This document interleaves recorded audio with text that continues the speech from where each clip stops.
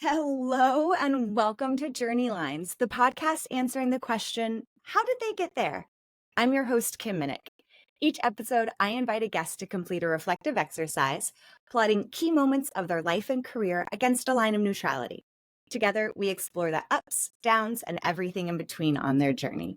Today, I am so excited to welcome my dear friend, Greer Procich. Did I get your last name right? No, it's No. Procich, but no one gets it right, and that's okay. Procich. Yeah, no one gets Because it in my right. head, I wanted to say your Instagram name, which is Oh, Insta. that's funny. Yeah, that's funny. No, No. most people think my first name is my last name, so we're totally on the same page. It's all good. Greer, please state your name for the record and say hello. Hi, I'm Greer. I'm really excited to be here. This is something I'm so proud of Kim for doing, and I'm so grateful that she has welcomed me to be part of it. So I'm just Oh my excited to be gosh. here. Flattery will get you everywhere. Look, I'm not going to waste any time. Let's dive right in. First question before we go into your journey line. What are you up to these days? What are you up to personally, professionally, holistically? What's going on in your life? Oh, a lot of stuff. I think top of mind for me is I'm working right now at a startup. And by that, I mean like a true blue startup. There are four of us, and I am the only non-engineer. So you can imagine how those conversations go on a daily basis. Great. But we are building, we're growing, we're trying to change what feedback looks like for teams. And so really just kind of focusing on My like, how do we keep people aligned and how do we build tools that help people stay together and help people eliminate annual reviews and things like that. So focusing heavy on that. I'm working on a performance management community, which I'm really excited about. We've got a presentation every month to do some sort of learning and then community building after that. And then in my personal life, I'm just kind of prioritizing my health. I'm somebody I who love that. isn't the healthiest, and so really making sure that that is top of mind, and I'm making space in my Yeah. workday for feeling good and taking care of my body. It's that those are probably my top three right now. I appreciate that so much. Like, I don't think we really are intentional, not just about like mental wellness, but physical wellness and taking those Hmm. times. I am sure we'll dive into more of that on your journey line. Okay, Yeah, good, good, yeah, good, good. I said that yeah, very hopefully. yeah. Um, all right. So step one, for people who have tuned in before, I'm gonna share your journey line once on the screen, and then for the rest of the time, we're just gonna have the conversation because it's way better Fabulous. for everyone. Okay, so Greer, kick us off. Tell us where we start in your journey. Where in time, space, and location are we? Yes. So we start in my journey at 15-year-old Greer. I had just hurt my back. So I literally broke my back when I was 15 years old playing softball. And I was an athlete. That was my identity. It was what I was doing when I was that age. So getting that taken away from me was like, who am I? What am I doing? Where do I go? How do I live? And so, of course, I went to Roly Poly Sandwiches and started working their cash register and making tuna salad and all that kind of stuff. So I just dove straight into work. I wanted to, Wild. yeah, I really just wanted to And keep obviously, myself like this was busy. post recovery Yep, or yep, yep, okay, yep. So okay. I was supposed to have surgery, but I had worn a full brace that, kind of like healed myself back together, thank goodness. Hooray. But I wasn't able to compete like I used to. And so I Mm. had to Hmm. redirect my energy. And for me, it was, I want to work. I was at the point of getting a car and I was, Get that. doing all that Give me that stuff. spending money. I want to go to the movies. I want to Exactly. walk around the mall, Bed Bath Ours and was yeah, Beyond. ours was more like Applebee's and IHOP, but like whatever, Okay, I'm into it. same story. But yeah, I wanted to just have a little bit of freedom, and so I started my first job working at Roly Poly, and it was my first immersion into restaurants, and it was fast, and it was moving, and it was a lot of challenges, and there were a lot of hats to wear, and so I did that for years until I went to college, and I would come Oh back my from college gosh. my freshman year and work there during the summer. So for me, it was really just like, what's work ethic and how do you work as a team? And restaurants for me were so fun. And so it just kind of Yes. like sparked for me this is a passion of mine. This is something I really enjoy doing. And I enjoy serving people and being close to others and being challenged differently on a daily basis. So I just kind of stayed there for a while. And that's what, took me to Michigan for school. Okay, so Michigan, I see on your journey line is a little bit, we're below Dip. the line of neutrality here. What Not did the, a dip? Did a dip. tell me, let's talk about Yeah. Michigan. Yeah, so I was in Michigan for 1 year. 1 So year. my freshman year of college, I went to Grand Valley State in Okay. Grand Rapids. So Okay. it's like over here in the mitten. Mm. And so yeah, and so I hated it. Like I don't know any other way to say it except I hated it. It was really Yeah. cold. They hadn't had snow days in like 15 years. There were 2 of them the year that I went. And everyone left on the weekends. And so it was just kind of this like not experience that I wanted, right? Like you go to Yeah. college to always be surrounded by people and always like have this huge community. And I wasn't necessarily being super challenged in my classes either. And Well, so freshman year, it's like, hey, here's sure, how to live. girl, you're talking to queen of anxiety, overachiever, like high performer child Yep. who was like, Yep. wait, hold on, I'm not performing to the highest of my ability. This isn't okay. And so I really did kind of hit a rock bottom there. I was like, this Ugh. isn't for me. I'm not in the right spot. I don't feel like I'm the best version of myself right now. And so I had to make a hard decision with, Mm. the consultation of my parents because I was 19 years old of like, what am I doing? What do I do now? And for me, it was make a change. And so that brought me to Bloomington. And so Okay. I was able to, my sophomore year through my senior year, I went to Illinois Wesleyan University. And one of the best experiences I've ever had. Like some of my dearest friends I still have from there. And I went back into the restaurant scape. So there I was. So in Michigan, were you in restaurants at all?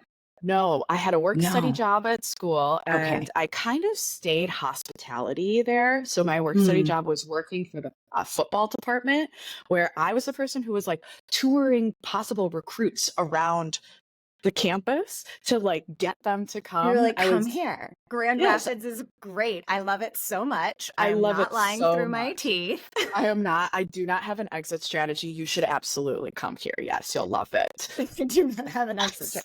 strategy. Are you a football fan? Funny, I never watched a single game when I went there. I would go, Okay. I'd bring them on the field. I'd be like, this Okay. is the field that you'll play on. And then I would leave. So I never did anything Okay. with it. No, it was Okay, not. great.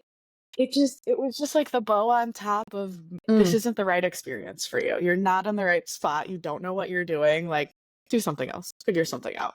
I feel like in HR world, it's like a recruiter recruiting for a company that they're just not into. And you're like, no, really. I love it. Yes. Yes, that's exactly what it was. That's exactly what it Amazing. was. Okay. Yes. Thank you for indulging me a little bit more in that. Yes. Okay, so you decide that football recruitment isn't for you. Too Nah. bad. Could have been a Yep. cool journey. Yep. Move to Bloomington, find new college, Yep. some of best friends. And just kind of flourish and figure out who I am. And so I started working my junior year at a restaurant that was it was stunning. Like it was a $7 million restaurant in Central Illinois. It was the most beautiful restaurant down there. Sounds And delightful.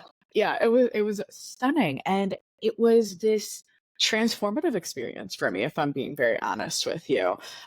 It was the first time I'd ever like served tables real like that. So like I was working in a Is sandwich this more of shop. like a fine dining restaurant? Yep, I had a Okay. tray. Yeah, there were Ooh. protocols. You're like Yeah, serving from the right, clearing from the left. exactly. Yeah, so it Multiple was size forks. not the spot, but like we Okay. had a Okay. baker in house, and so we were baking our own fresh bread, Beautiful. and it was a phenomenal spot. And so that really like solidified my love for restaurants. So when I was in college or in college and undergrad, I was working 3 jobs. I was working at 3 restaurants. And you'll love this. I was 3. also working a work study job in the athletic training office You're as an crushing athletic this. trainer. Yeah. So like I was the person who was I went from touring the football recruits to taping their ankles and icing their groins afterwards after practice. I know I don't none of this makes sense. What was Mama your needed work major? study money. Sociology? Okay, perfect. Yeah, this Yes. all totally Aligned. matches. Totally. Yeah, Totally. yeah. It all built up into itself. So 3 restaurants at the same time. Yep. So I was working at 3 Okay, restaurants and I was work working at study. the work study. Yep. Yep. And you just said I needed that work study. Can you tell me I don't know what a work study is. Why did you need it? What happened? Yeah. So work study at my school was if you work at an on-campus role, it goes towards your tuition. And so, yeah. Great. And so for me, I was like I was going to a private college. I needed a little bit of money. And so I was working, Student loan interest is high. exactly. Yes, it is. So I was Mm-hmm. working 20 hours a week going into support whatever they needed in the training room. And that was such a fun, silly job. I could probably still tape your ankle if you needed me to, or if you had turf toe. So just like let me know at some point. What turf toe? I'm sorry, this is a new phrase. So a lot of athletes, if you like your big toe, if it gets caught like when you're moving, it gets pulled and then you stretch all your muscles in here. And so you have to tape it up.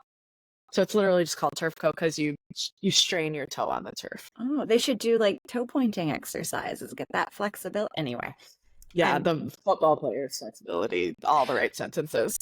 well. Not Okay, the D3 so athletes I was taping. Not the no, D3 they weren't big athletes. into toe pointing exercises to No, prevent ma'am. turf No, toe. ma'am. Okay, great. All right, so for when do you have time for classes and social life? I did. I was lucky that I was able to stack my classes. So I was Mm, like Tuesday, Thursday classes. That was it. okay, I had them all on the same days, and okay, so I was smart. open the other days to work. And so that was big. But my social life was kind of all over the place, right? Like I worked in a restaurant, so that was my family. And so you Yeah, kind of you work together, you play together, and all so 3 of them. yeah, yeah. Well, truly, yes. Yeah, It really no, I was know. that. Like you go and you make this family. And the first restaurant that I worked at that I was telling you about that was beautiful, I worked there my whole college career. And so like this was like a family. And even after Yeah, I graduated, I stayed down there for a year and managed the restaurant and still continued to work there before I moved back to Chicago. And so yeah. it was just a home spot for me that Mhm. really kicked off my love for it and was like, you're going to go back to Chicago and you're going to work in restaurants. And I assume you do, but the journey line dips down again. So we're kind of in a Yeah. lower point, and I see some restaurant burnout. And Yeah. I, as a Yeah. restaurant management graduate, fun fact, Mhm. really understand like that restaurant burnout. And if I have one more, I forgot the ranch nightmare dream, I'm gonna Yeah. lose it. Yeah. Tell me about your experience. What happened? You're Yeah. moving to Chicago. It was so moving to Chicago was phenomenal. I loved it. Obviously, come on, like who doesn't want Great. to live in a big city in their early 20s? It was great. And I'm from here, so like I had a natural group of people that lived here, which was wonderful. I moved back here, started working at a bar called Buddy Guy's Legends. Buddy Guy is like one of the leaders of jazz, essentially, like the Cool. grandfathers of jazz. And so he would get on stage, and I would just get him drunk every night that he'd come in. It was like my little game that I'd play with him. But did that for a few months, and I was like, I'm ready Were you a for. manager, a waitress, No, I was a a bartender. okay, Oh, bartender. this girl was a Oh, the best bartender. job. Can I Yes, yeah. just that also a longtime bartender. That stage. What? I Yes. mean, what a dumpster fire. Um, but But so so fun. much fun. So So much much fun. fun. I miss it. So if I'm being honest with you, Mhm. my husband and I have just started watching the newest season of The Bear, and it's Stresses all me about out. restaurants. Yeah, but I'm watching it and I looked at him last night and I was like, I miss it. I Mm, miss being in restaurants. There's just something I about the get that. hustle and bustle. But I was working at Buddy's and then decided to go work for a larger restaurant corporation as a manager. And I was Okay. 23 and I was not in a good place to do this. Like, let's be honest, 23-year-olds should not be managing other people. Like, I did not have the life experience, I did not have the Yeah. training, and I And I wasn't think working it's for a mom. hard moving from like that bartender minds. I did something similar, did not last Hmm. long as a manager, but moving from that Yeah. bartender mindset to I'm in charge of this restaurant, I am not in charge of fun. Yeah, yeah, yeah, yeah. And not only that, like I wasn't working for a little restaurant. I was working for a restaurant group that was like 120 restaurants. And so I went through 3 months of onboarding where I shadowed every single position in the restaurant. And then I Okay. had to take all these tests and like then get basically like I had to graduate to be a Yeah. manager. But there Wild. wasn't a lot of training on like emotional intelligence or coaching or like how to be a manager. It was like how to technically run the restaurant, but not Yeah. a How lot to of coaching. schedule food costs, Yep. labor costs. Yep, exactly. And so Mm. now in my older age, I can look back and be like, I was a shitty manager at that point in my life. Like Mm. I was Hmm. not in a place to do that well. And my ego was big and Hmm. my, all of my listening was low.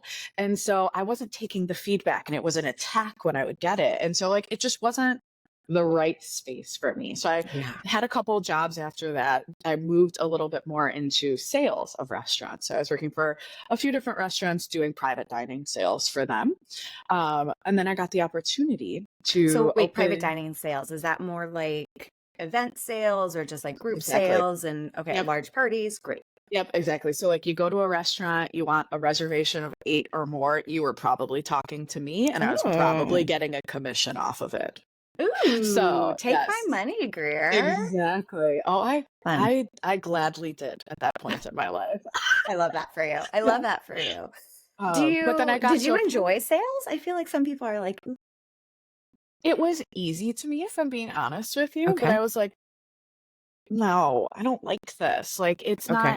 it wasn't customer facing enough in the sense of like, I wasn't providing the experience. I was facilitating the experience, but I wasn't providing it. And Mm, that's mhm. what I love to do. And so I got the opportunity to transition and open up the Lagunitas Brewing Company tap room in Chicago. And I was like, hell yeah, this is cool. Yum. Love this So good. idea. Hazy IPA has a very special place in my heart and my credit card statement. The brown sugar every year. It comes only around Christmas. If you've never had it, highly recommend it. One Oh, of my faves.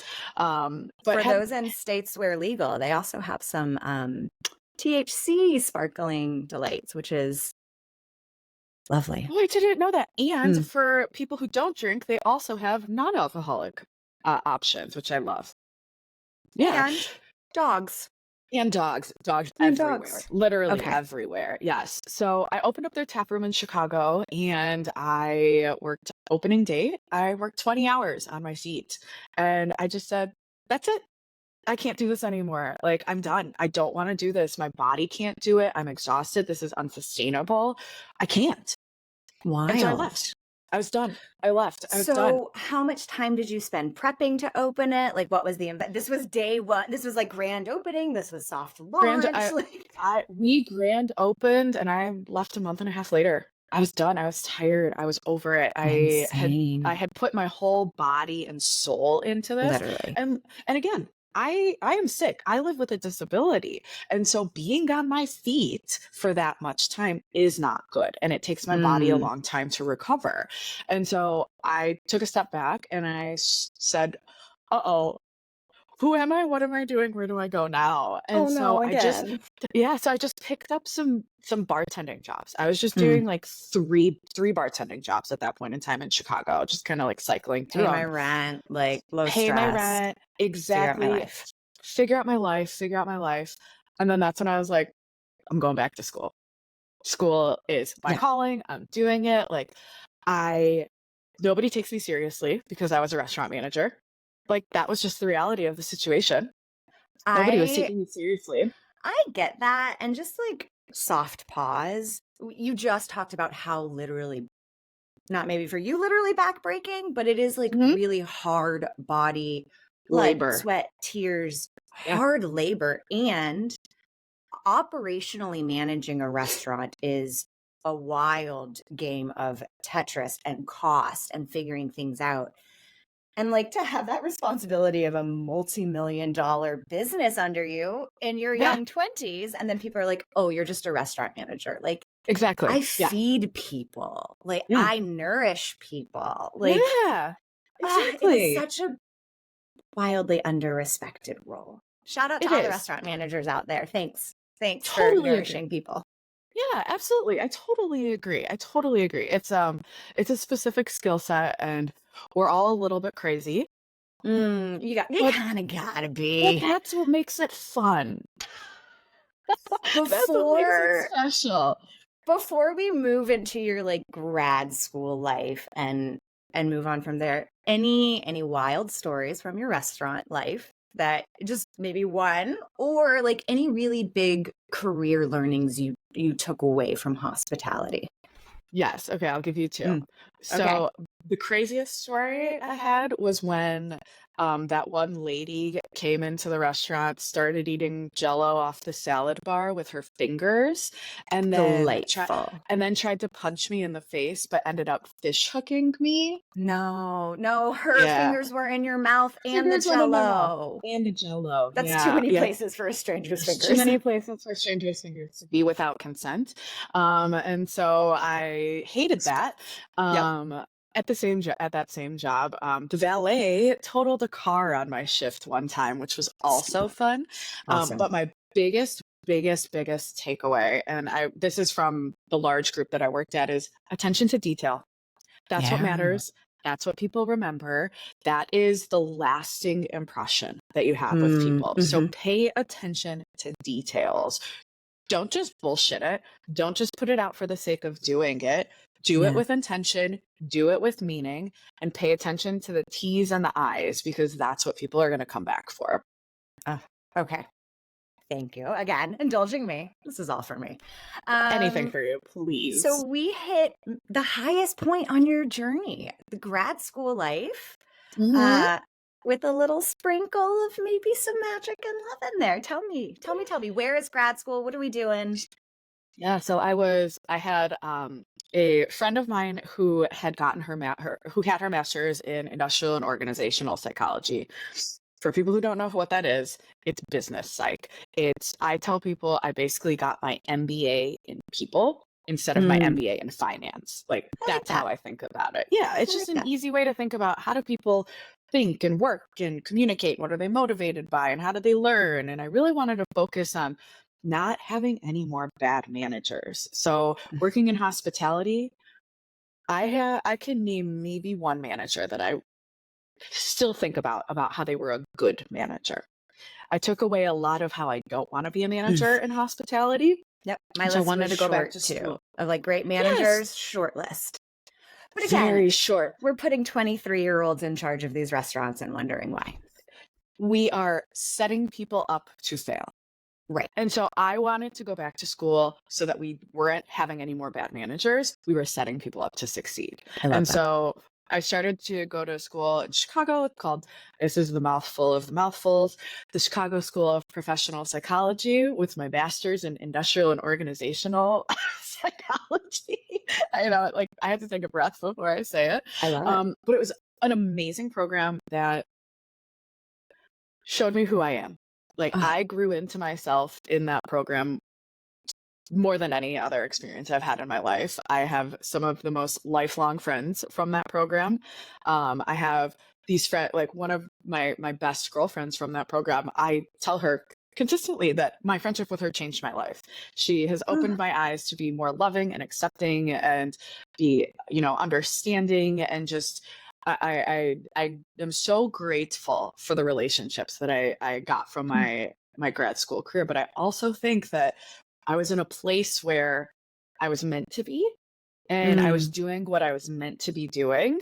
And so I was Yeah. just attracting the right people and the right opportunities. And then that's when I found my husband. Oh, speaking of great relationships, attracting great things. Yes. Yep. You met Yeah. your hubs. Yes. Do you want to share the story how you met or We met at a Cubs game.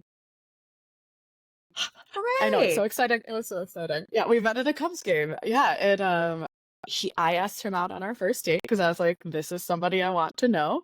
And from there we were kind of inseparable. And so that 20 2017, 2018 time in my life is some of the most formative part of my life, to be very honest with you. Some So of the best. 2017, 2018, like Mhm. not that long ago, really. No, and I think back on it and I just think I had so much fun and I said yes to everything and I learned so much and I met so many people that it really brought me into who I was. It gave me the opportunity to be me and I loved it.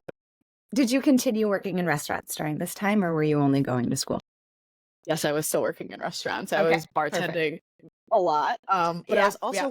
I was also working at a company that was a hotel company. So part of my program Oh, cool. was required that I got real on the job experience. And so I was working for a company called White Lodging, where you've probably Yeah. heard of them. Yeah, I mean, I had never heard of them. You've actually made Hospitality us. graduate, so like Yeah, got it. Yes, cheat. yes, yes, Cheat a little bit. exactly. But most people have never heard of it because it's not like they don't advertise it, but they have Hyatts and Hiltons and Marriotts under their Yeah. portfolio. So you might have stayed at one of their places in the past. But I started working on the corporate side for them. Mhm. So for them, I was focusing on org development kind of stuff, going back through and looking at how they were doing their hiring and was it equitable and how are we really looking at the right things and creating competency models and thinking about leadership development programs.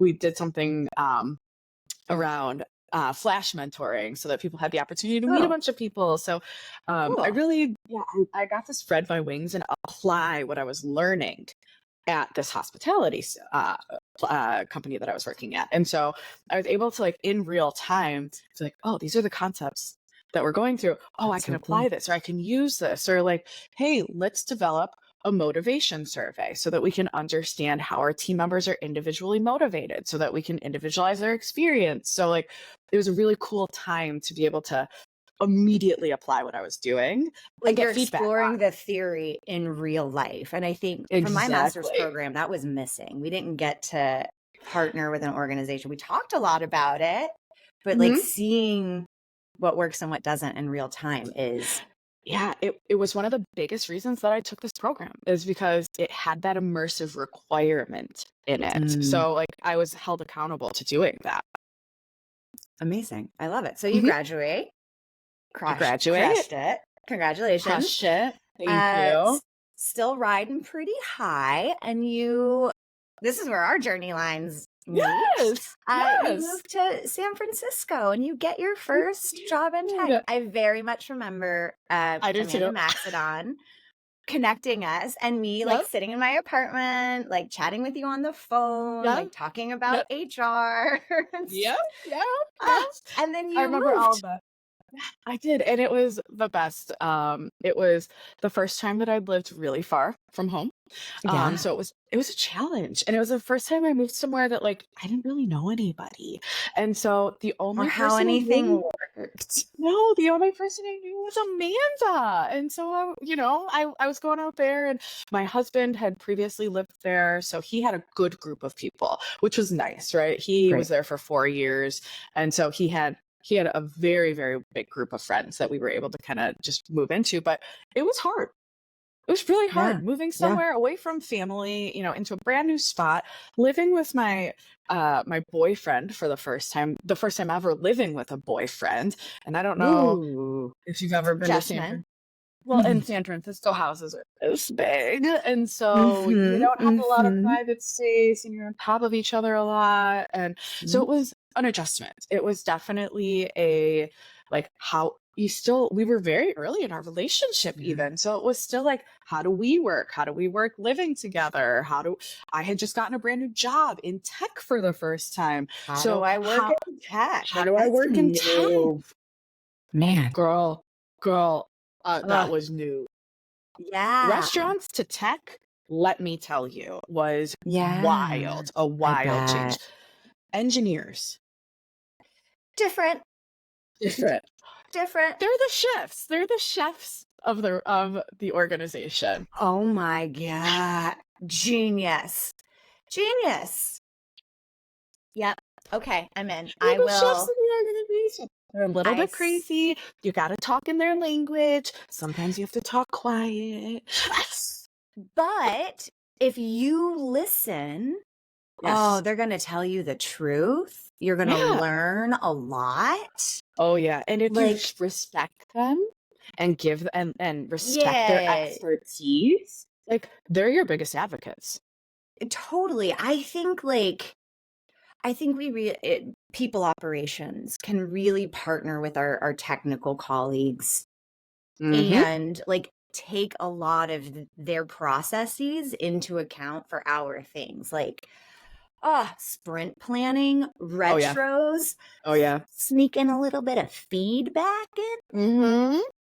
Oh yeah. Oof, I mean, oof. where I'm Okay. at right now, they're the ones driving it. They're the ones who are Mm, driving the product development because because they just know what works and they know how it goes. And so, anyways, we'll get okay. there.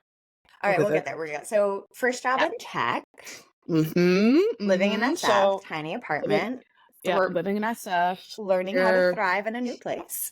learning how to be an adult. And then COVID hit Mm, and I lost my job.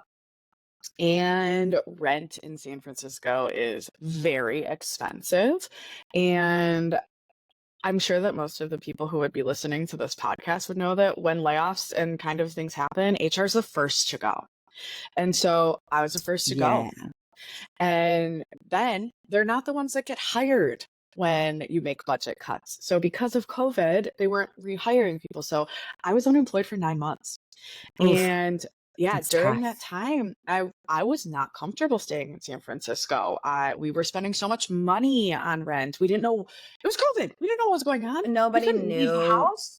We were No, we kind of didn't have a stacked on top car. of folks in apartments. We didn't have a car at that time, Neither and did we. when we were in SF, and my grandparents are getting old, and so we made the hard choice to move back to Chicago. And so we How came, in 2020? yeah, in April Okay. 2020. So April, COVID so hit quick. January, we moved home in April. Yeah, so it was a Okay. very, very quick turnaround. We were lucky enough to be able to stay at my husband's, at my in-laws, Mm. for the time while we were buying a house, but then bought a house, or a condo in downtown Chicago, which so grateful for. Love my spot. So happy to be here. Mm. But then a couple months afterwards, I landed my job at Cash App. And so for them, Okay. that kind of pulled me up a little bit. I was able to kind of Yeah. like see, okay, I have some self-worth back. I think that was like the biggest thing is like, Yeah.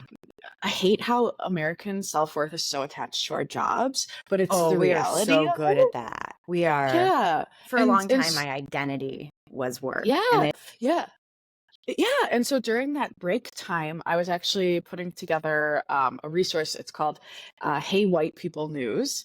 mm, It was during the time when George Floyd was murdered, and all of those mm-hmm, things were happening, and civil mm-hmm. unrest and conversations, and put together a group of people, and we created this great resource that's free online. People can take a self-assessment to understand where they are Wow. in their allyship. So like I was still trying to dedicate my energy to doing something, to creating Mm-hmm. something. And then I got my job at Cash App as an HRBP for the technical team. And I was like, do I want to do this?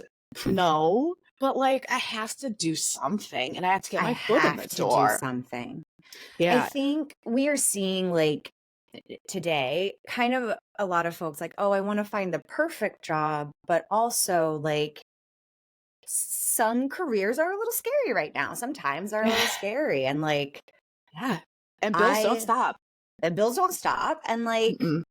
sometimes you take a stepping stone, or Mhm. sometimes you say yes for now. And like, Yep. I'm sure that's not an easy choice. If you're not excited, but like, where Yeah, can but I it was find like the excitement?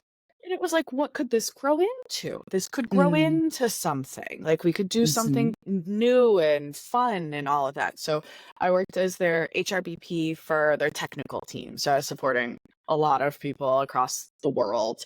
And then my health took a shit. And I had to take an unpaid leave of absence for Oh, 3 months. oh, I started a new medicine and it completely knocked the life out of me. And so it was probably the hardest decision I've ever had to make, if I'm being very honest with you, was to say, I need time and I have to yeah. stop. And it was like my How ego, how long had you been working? Because if you were girl, I had unemployed for been, 9 months and then having to take a leave, like that's yeah, terrifying. almost a year to the date after my start date. I took a 3 month leave of absence. And I had been Ooh. working prior to that, probably around a 9 out of 10 on pain for like 3 months. And so, like, Oh, as you can imagine, fatigue, brain fog, like all of those things are real. And I'm working a brand new job. So, like, my anxiety is high and I want to perform, and all of these things are happening. And so, I was not healthy. I was not healthy. mm-mm. And with the support of my doctor and my husband, it just made sense to take time off. It made sense to take time off and focus on this treatment and making sure it was the right one and giving my body the time to adjust to the medicine and all of that kind of stuff. So it was hard. It was Yeah, very, very hard. yeah. But I came back to Cash App after my leave of absence into a different role, which Okay. kind of lightened the load a little bit. So I was working on their interviewer training for their technical teams. So Great. yeah, so like how are we gonna train our team members to do interviews well, and how are we gonna hold them accountable to it, and how is that going to transition throughout the entire life cycle of an employee? Because if you're hiring somebody, you're setting expectations, and that's what you should be evaluating them on. All those good things that we talk about. I love that. And I yeah, love so that it's worked on. talking not just about the interview, but like Mhm. what happens 6, 12, 9 months after the interview? Yep. How are we reflecting, iterating, and resetting our start point? Yeah, yeah, absolutely. And it was an interesting opportunity, but I wasn't making the impact that I wanted to. It was a lot of Mm. red tape and just hard. And so I was at a point after a year of that where I was like, now what? Something different. And Yeah. so that's kind of where I'm at now is I called one of my so I describe him as the right hand to like the head of engineering at Cash App. He and Okay. I were like this. So I was like his HRBP. We did performance management together. Great We did buds. everything. Yeah, he was my like, "Hey, is this right?" And he would come to me and be like, "Hey, I need help with this," kind of thing. So like we were very, Mm. very much partners, which is not normal. I want to call that out. I It's not normal. Yeah, I think that I mean, I've had some great engineering partners that I am so thankful for and who are still in my network today. Yeah, Um, but yeah, I think a lot of I do think it's rare. I think you're right. yeah. It is. It's rare. And I enjoyed working with him and I Mhm. learned a lot from him, right? Like we were Yeah. actually collaborators, which was nice. Yeah. So you're like And coming so, up from your lowest point. You're in this yep, new role. You're feeling yep. a little, I could do more, Shaky. Yeah, a little shaky, shaky. And so and I pick up the called phone. I called Alan. I called Alan. And I said, Hey, Alan. Hey, hey, Alan. hey, Big Al, what you doing? What's going on? Big You're Al. always doing something fun. And he was like, I was thinking of getting in contact with you. And so for me, it was kind of like kismety of the time of like, it Mhm. was just the right timing. And so he explained to me what him and his co-founder were working on. And I was like, I'm going to be part of this. I remember You're like, telling my therapist, I'm going to jam myself into being part of this. I was doing daily affirmations in the mirror. I will be employee number 3, and I am. And employee so, number 3. yeah, yeah. And so here we are. So, like, it's been amazing. It's like So, the yeah, tell most me about different it. thing I've ever done. It's Tell so me different. everything. I would say I learn something every day. I learn multiple Okay. things every day. I would say I think my hospitality background has set me up to be so successful here, if I'm being very honest with you. I wear all the hats. Like I do What's sales and your, say marketing. again, just for everyone listening, official title, company, if you have it, do you have an official title? Employee number 3. No. Employee number 3. No, I go by special projects right now because Love YOLO. it. But the company I work Because for, YOLO. yeah, because YOLO. But I work for a company called Flint, Flint. SLINT. We're sparking people's growth, Like a little like a little Flint. Flint. Yeah, Okay. All right. yeah, I'm in. I love a yeah. good. Little Okay. pun. And so, yeah, wearing a lot of hats with them, I'm focusing on anything customer facing right now. So I'm Great. doing sales, I'm doing marketing, I'm doing outreach, I'm doing all of our website stuff. And the cool part, this is my favorite part, is I'm getting to like advise and be part of the development of the actual product. So like With I, kind of an HR org Mhm. psych Oh, oh background. So you're yes, able to provide this like nuanced user need. HR people are tough. We are tough yes, to sell into. yes. And I think like when these HR tech companies get you a Greer, get you a Hmm. Greer on staff. Well, but what it is it's like there are so many other tools that exist, but they have been Hmm. built by non-subject matter experts. Hmm. And so Those with I a, am the a user experience view. those with a user experience. Exactly. So they don't have the nitty-gritty background of like, what does it take to set up a cycle? How do you have to how do you even know what to put into a cycle? What does continuous feedback actually mean? So for How am me, I going it's to do like, reporting? What am I, you said earlier, yeah, equitable practices. How am I making yes. sure like we're capturing data to check ourselves and remain accountable? Like, Hmm. It's I like think we this is are, like the nitty gritty. yeah, and we're constantly in HR, you know this. We're always talking about continuous feedback. Why are we not doing continuous feedback? Why are we doing annual reviews? Blah, blah, blah, blah, blah. And it's like, because no tools exist to do consistent feedback. They all exist to do annual feedback. Hmm. So, like, why are we surprised that it's not happening? There's nothing to hold people accountable. There's no mechanisms for reinforcement. Like, we know how adults learn. We know what behavior means. We know how complicated it is to change a habit. So, like, Mm-hmm. why are we not changing habits and teaching adults in the way that they want to learn? Like, let's Yeah. meet them where they are. That we talk about that all the time. Let's Meet them where meet they folks are. where they are. I So love let's that. give them Like, a tool to meet them where they are. and let's give them a couple different options. Like, Yes. everyone's in different places, which means you need to find some different ways. Yeah, And yeah. everyone learns differently, and everyone communicates differently, and Mhm. everyone likes to receive feedback differently. So, like, Yeah. focus on what that person wants to do. But Mhm. as a manager, especially a first time manager who is now managing their former peers, they don't know how to do any of this stuff. And that's so tough. So tough. Like, I went from bartender to manager in the same restaurant, and Yes, like, this isn't exactly. just in tech. I know, like, a lot of your HR experience has been in tech, but like, new manager amongst peers, like amongst former peers, That's that hard. happens everywhere. Like, Yes. And oh, it's it's hard, respect. it's tough. And It's it a comes new down to dynamic. respect. That's it. It's a power dynamic. The Mhm. power dynamic. And Mhm. so that's another thing that we're thinking about is like, there's a power dynamic in feedback. Let's be real. Always. Yeah, you're Big power. evaluating, if you're reviewing something, you're judging something. You're judging, if you're giving something a rating, especially, you're judging Mhm. something. And Yeah. so how are we have to equalize that power dynamic, and Yeah. we have to put the accountability on everybody. So that's what we're focusing on, is how do we And make that's what you're everybody doing. accountable? Yeah. And all of your lines are kind of up and to the right now, feeling Yeah. good. Like, Yes. I feel like I'm just on this path right now where I'm supposed to be. And like like yeah. having people like you in my community, and I will say I've networked like crazy. I've met so many new people in the last year. Like I have 20 hours of meetings on my week with external people sometimes, and it's been amazing. It's been one of the biggest recommendations I could probably make would be just network. Just go meet people. Just Go go say talk to hi. people. Hmm. Yeah, Go say because hi. people want Go other hear a people in your story. network. Go hear Yeah, someone's yeah, story. exactly. Um, Greer, this has been absolutely amazing. I am so grateful you walked us through your journey, the ups, the downs.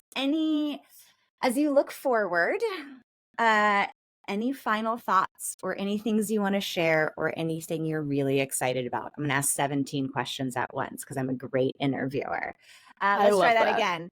What are you looking forward to as you look to the future? I'm definitely looking forward to growing our business.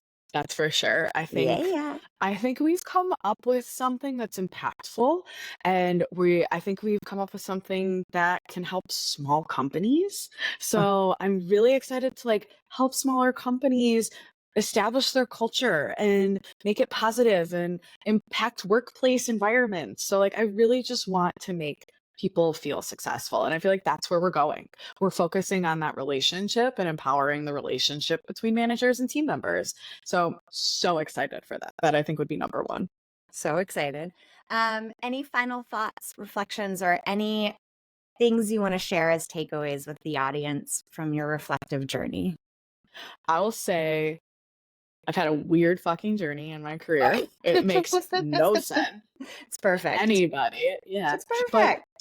Well, you can't let that hold you back. Hmm. Like you and if you want something, you have to take the steps to do it. So Hmm. I knew I needed to go back to school. I knew I needed to get mentorship. I knew I needed to have a school that gave me that practical experience. And so really just kind of figure out what it is you want to work towards and then work backwards from that, I think, is what you need to do. So for me, it was I wanted to change into tech. I wanted to move into the corporate side. So those building blocks for me meant go back to school, continue your education, broaden your network, and do something different. And I wouldn't have changed it for the world. I would do it all over again.